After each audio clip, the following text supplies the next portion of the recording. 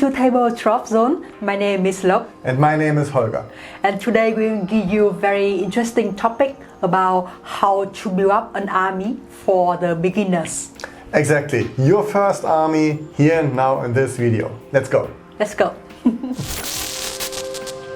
So to start, you should look at the point value of the mech that you can find in the right hand side of the card here. Imagine that you have a bunch of mech and you want to play with all of them. So you can balance, separate them with two armies with the same amount of the point value that you can find here, and do a lot of some of kind of like mathematics. How to balance both of the armies together. Exactly. So what's very important to understand here is BattleTech is quite dissimilar from games like Warhammer. You really have to take the point value a little bit more closely into consideration. The values of the two armies shouldn't be too far apart. Where in Warhammer, like a difference of 100 or so doesn't make doesn't have that much impact in the old system. Here, a difference of 3 points can already make one army significantly weaker than the other one.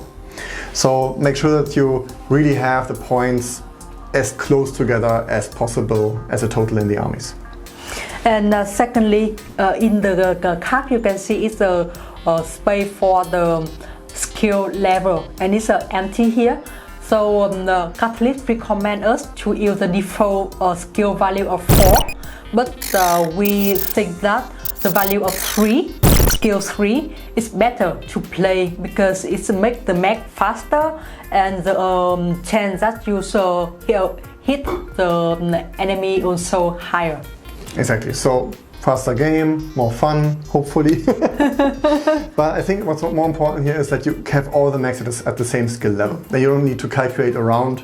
We will get to that later. And first thing is about the army size, the number of mechs you have for both army. So normally to balance both army, you should have the similar number of army, and with the standard size, like for example, like Catalyst gives two type of the team of inner sphere lens with 4 mechs and the clan star of 5 mechs. Yeah, having similarly sized armies means, so in BattleTech you have to understand that each mech can only shoot one target. There is an advanced rule for changing that up, but generally in the basic rules, one mech can shoot one other target. And that means if you have a team with 3 strong mechs and another team with 10 very weak mechs, then the 3 strong mechs always have to choose their target very carefully. This can make for an interesting game, but we feel it is strategically more appealing and interesting to have exactly the same size of an army, because it just makes the whole game a lot more tense, because it really is very similar in strength at that point. So now we will talk about the advanced rule, how to build up your own army for BattleTech Alpha Strike. So actually in the book of the book BattleTech Alpha Strike Commander's Edition, they have the whole chapter for the how to build up the rule, and in that you will find a lot of detail, a lot of things here that you really want to build up your army. Exactly. The thing is that we're not going to cover this here because this is very lengthy, and if you want to read it, it's a very good read. I can very much recommend it if you really want to dive in deep and build a very good army. There are also example armies way at the back of the book that give you some idea of how to create a good army composition. This you can find starting page 194. Now, we are going to cover a few things from this list. The first one is, if you want to make the game a bit more engaging and a bit more lore ready, then you can take a little bit of a cue from a game of armored combat and choose a specific era. The best source for information is masterunitlist.info. You can also check the bottom corner of the Alpha Strike card for the small symbol. You can take it a step further by saying, for example, only clan stars can use clan mechs, and inner sphere is only inner sphere. And you can take it even a step further and say that there are specific clans that had specific mechs and specific inner sphere factions that had specific mechs at a specific time. For example, I did this with my clan Jade Falcon. These are all Jade Falcon clan mechs from a specific, that were used during a specific era. So now the question is, if you want to play a bit more and really engage in it, and you are beyond the point where you just have a bunch of mechs and you separate them into two similarly sized armies, but you actually want to build up something, the question is, what is a good point value to target? Now, there is no concrete rule for what is the point value you have to have, like in Warhammer, etc. There are a couple of things that you will find quite often. I'd say if you go out there and want to play on tables, having a point value, give or take, of 250 is something you probably find more often than not. We play with a point value of 201, this has a historic reason, but something between 200, 250 lets you build quite interesting little stars. This is for star, by the way. For inner sphere you can subtract around about 50. And lets you build good armies, interesting armies, and yeah, essentially that's kind of the target point value you want to have. However, if you want to play in tournaments, so you know that each tournament they have a specific rule and specific point value for each player. So the idea is just like it will be better for you that you will have a huge amount of mech and with a similar painting style.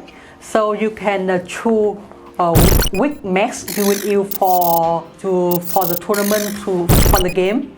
So it will be easier for you to exchange your army. Maybe today you play with your friend, tomorrow you will play with other group or tournament. So you will be ready for all type of game. But like if you only play with like your family member or your close friend, and you really want to try out different painting style and you enjoy the painting style a lot, so you can do something like us. Like we have many different armies with many different style and with the fixed point value. So now one question is that like you really enjoy painting. So, and it means that like your army will have different point value with your friend army. So what do you do? There are luckily rules for rebalancing. You do this typically with the pilot skill. So the default pilot skill is 4. If you lower the pilot skill, then lowering the pilot skill means he gets better. then you increase the point value. There's a whole math table for this, and you can also increase the pilot skill, meaning make the number bigger. That means he is worse at shooting.